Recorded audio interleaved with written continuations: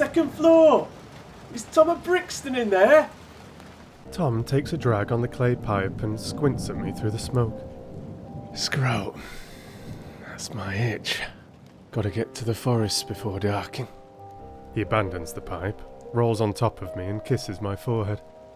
Beauteous you are. I trace a finger over his lips. You too.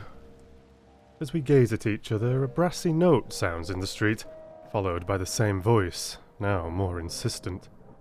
Tom leaves the bed and starts stuffing things into his kit bag. Merde. Can't find my wrist clock. I hold the weathered disc out to him as he hops about, one leg trousered, the other a naked white streak in this dim room. Here, it was under your felty. He pulls on the rest of his jeans, yanks the belt's teeth into a well-used notch, and takes the timepiece from me. Wouldn't want to go without that. What's the point of wearing it? Hands still move, don't they? Useful for calculating how much work time's been done. A clock face, 2, 3. Any lane. It was Dad's. Not worth nothing, but it's a... Mascot? Talisman? Where do you come from, wordsmith dame? He grins at me, face still rosy after the activity that has made this bed so warm. I risk the icy chill, slip out from the covers, and scoot to the window, a blanket about me. A makeshift carriage waits outside, fronted by 2 horses, their breath pluming white. A man sitting behind them looks up at this window, waves his arms in a gesture of frustration, and yells, "I Foytland said, is Tom of Brixton in there?" Heaving up the sash, I call down, "Just coming." Tom snorts a laugh, shoves the last item into his bag, and envelops me, blanket and all, into a hug. Sorry, I gotta go. I'm so sorry you can't stay here. I kiss his now anxious face. It's fine. I'm ready to explore this Londonia. Find my way. D'accord. They'll be here soon, Tom. Tell them thanks for the loan of the room. I will. Can't exactly take your address, can I? Not until I get one.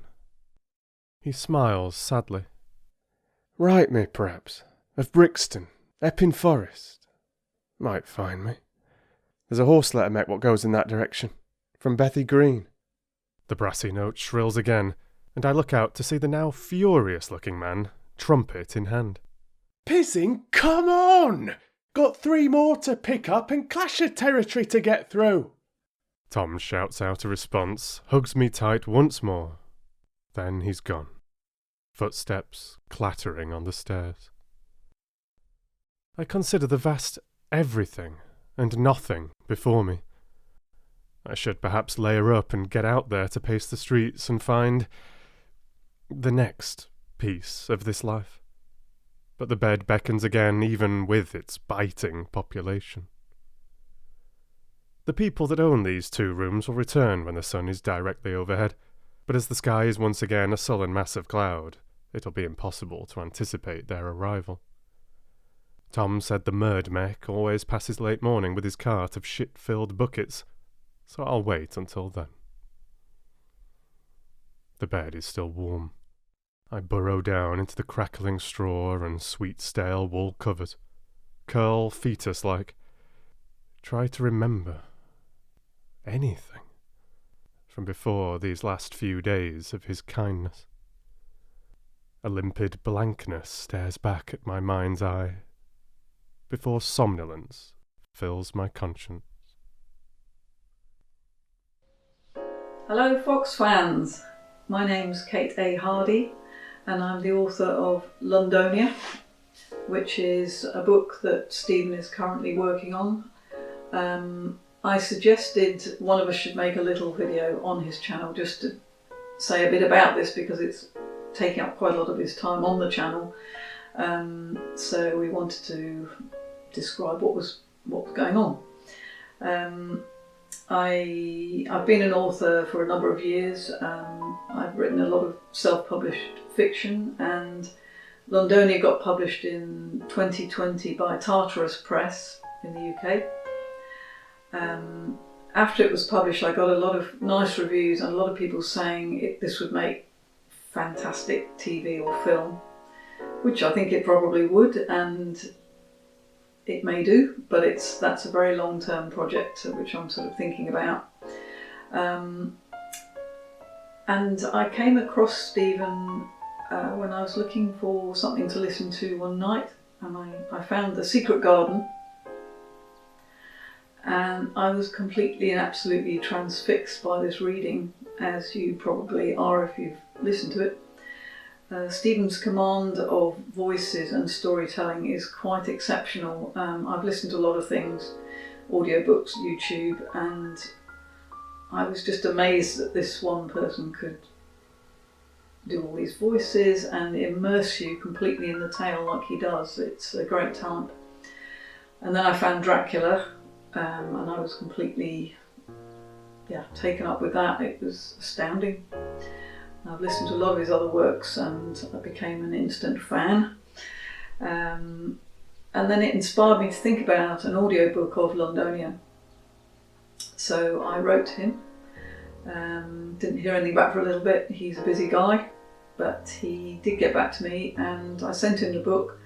And after he'd read it, he said, "Yeah, I think this could really work." So we've been collaborating on it since about January. He's done most of the narration and starting on the voices. It's complex, like I say, it's quite Dickensian in nature. There's a lot of characters. So we are looking to do a small promotional taster video very soon, with some music by my composer husband Mark Lockett, which will probably be the prologue or the first chapter. I'm not quite sure yet. To give you an idea of what the whole book's going to sound like.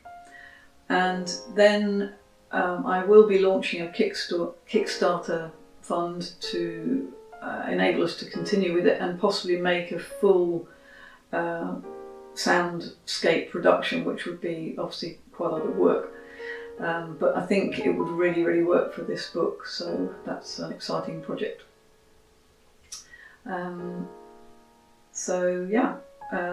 Londonia is set in London in 2073, and like I said, there's bleakness, but it's not a bleak book. It's sort of fun in it as well, and I think that will come through with Stephen's wonderful narration. So I hope you enjoy it. Okay.